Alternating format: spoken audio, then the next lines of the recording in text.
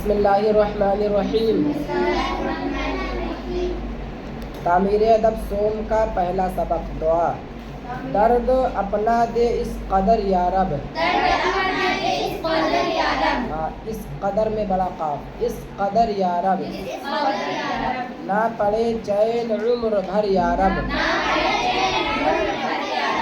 میری آنکھوں میں نور دے ایسا، تو ہی آئے مجھے نظر یا رب۔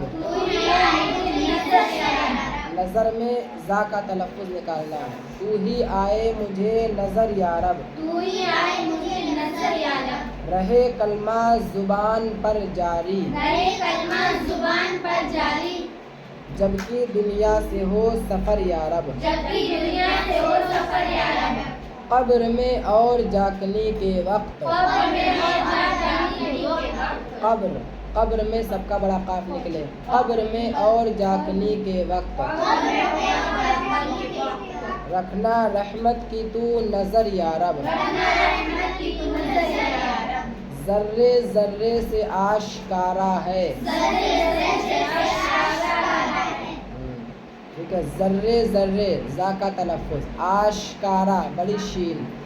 ذرے ذرے سے آشکارا ہے، تو کسی جا نہیں مگر یا رب، تیرا جلوہ کہاں نہیں موجود، سب کے دل میں ہے تیرا گھر یا رب،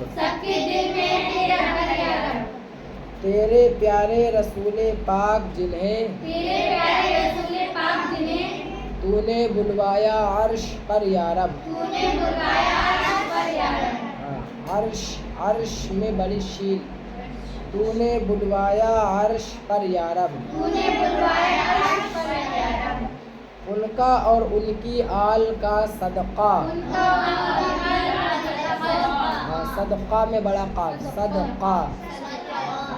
ان کا اور ان کی آل کا صدقہ،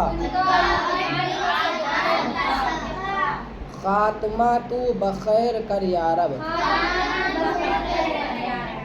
اردو میں آپ کا تلفظ بہت اہم رول ادا کرتا ہے،